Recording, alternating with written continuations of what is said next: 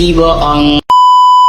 Aku hanya memikirkan satu peraturan penting. Kenapa kau lakukan hari ini kalau kau bisa melakukannya besok? Hahaha. Few moments later.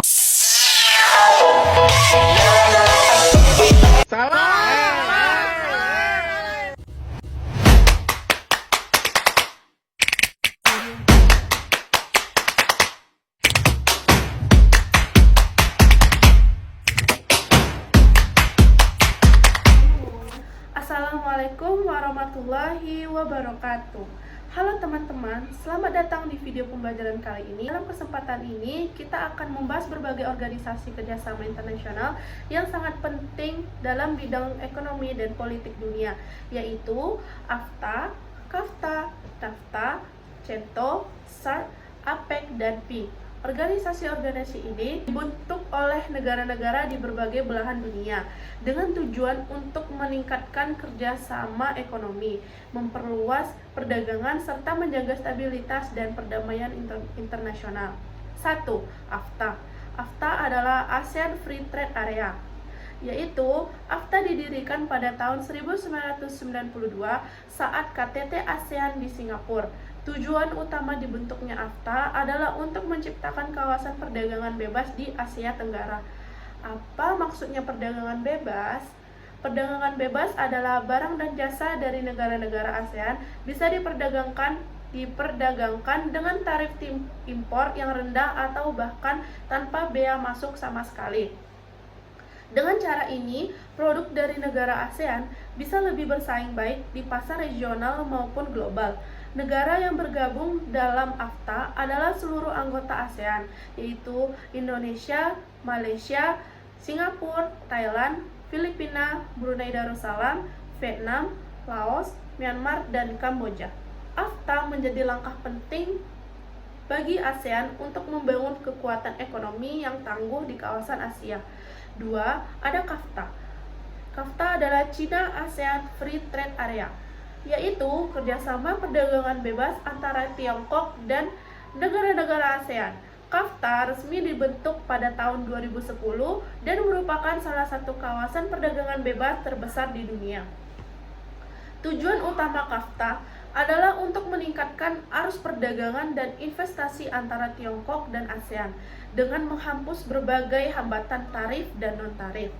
Dengan adanya KAFTA, volume perdagangan antara Tiongkok dan ASEAN melonjak pesat, membuka lapangan kerja baru, serta memperkuat hubungan ekonomi di Asia.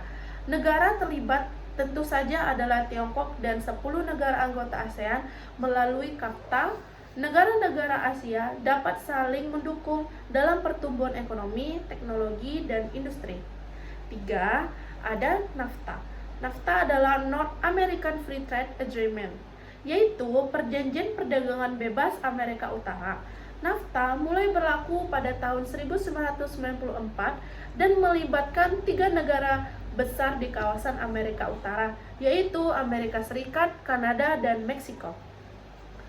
Tujuan utama NAFTA adalah menciptakan perdagangan bebas di kawasan Amerika Utara dengan cara menghapus tarif impor dan mempermudah arus barang jasa serta investasi antar negara anggota.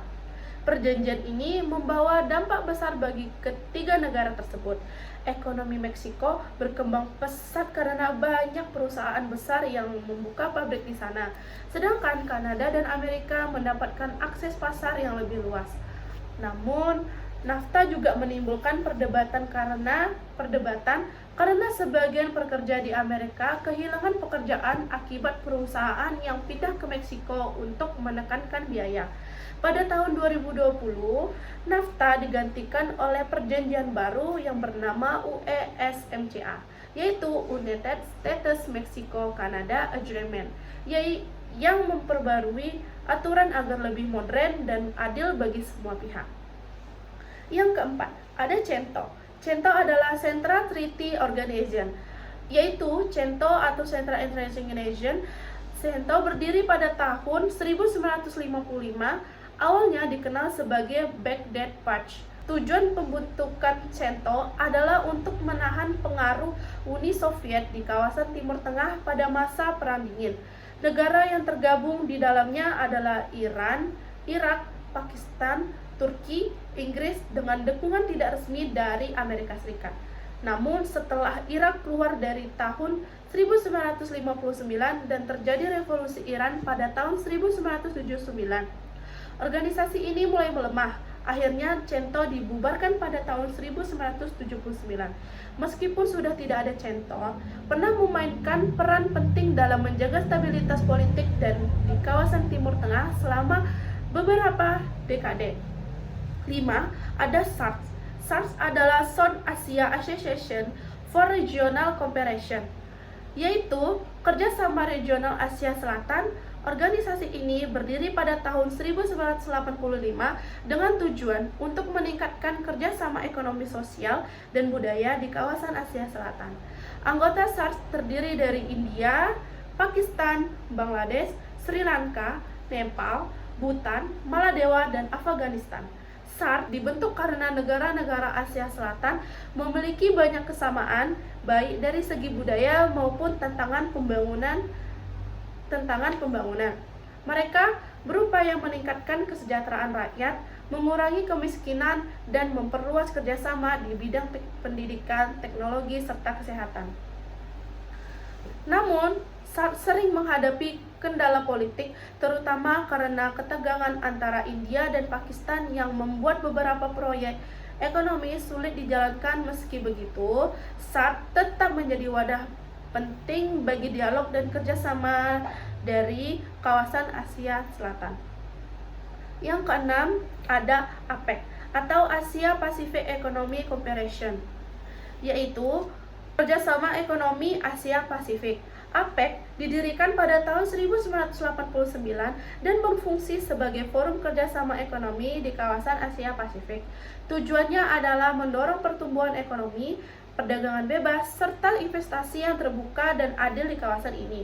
APEC terdiri dari 21 anggota ekonomi, diantaranya Indonesia, Jepang, Tiongkok, Korea Selatan, Australia, Amerika, Kanada, Rusia, dan lainnya. Yang menarik dari APEC adalah sifatnya tidak mengikat secara hukum, namun memiliki pengaruh besar dalam kebijakan ekonomi dunia. APEC juga membahas isu-isu global seperti energi terbarukan, ketahanan pangan, transformasi digital, dan pembangunan berkelanjutan. Indonesia sendiri pernah menjadi tuan rumah APEC, salah satunya pada tahun 2013 di Bali, yang menghasilkan kesepakatan penting bagi pertumbuhan ekonomi kawasan. Yang ketujuh atau yang terakhir adalah MI, Masyarakat Ekonomi Eropa. Dan yang terakhir kita akan bahas MI atau Masyarakat Ekonomi Eropa, dalam bahasa Inggrisnya disebut European Economic Community atau EEC.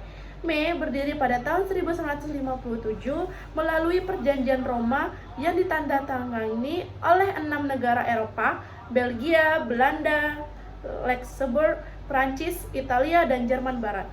Tujuan utama MI adalah mewujudkan integrasi ekonomi di Eropa dengan membentuk pasar bersama dan menghapus tarif perdagangan antar negara melalui MI.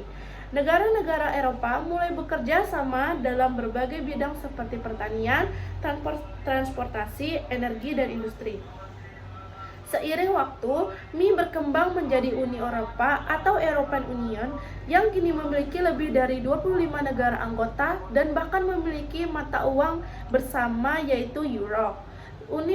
Uni Eropa saat ini menjadi salah satu kekuatan ekonomi dan politik terbesar di dunia.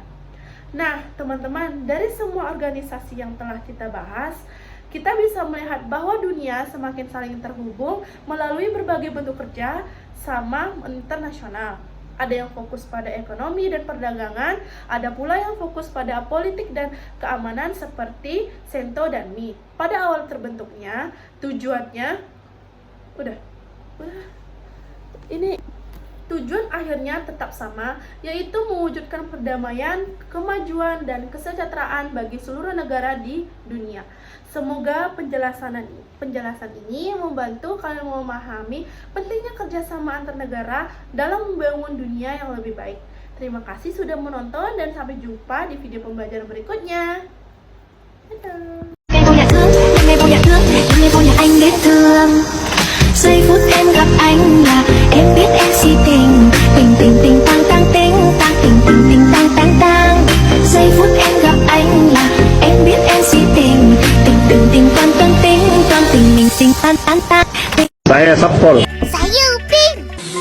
Islam. Mabuk Islam, mabuk. Saya Islam.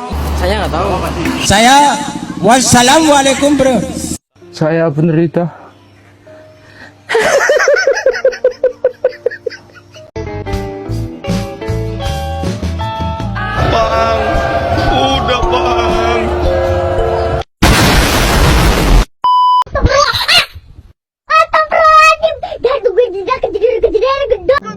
Lepaskan saya!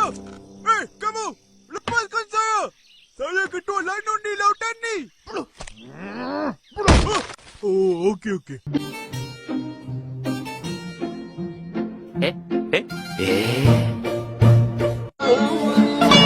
Ish, tak faham lah. Aku pun tak faham ni. Pening kepala aku. Cara kau betul ke? Tak betul. Tapi cara kau salah.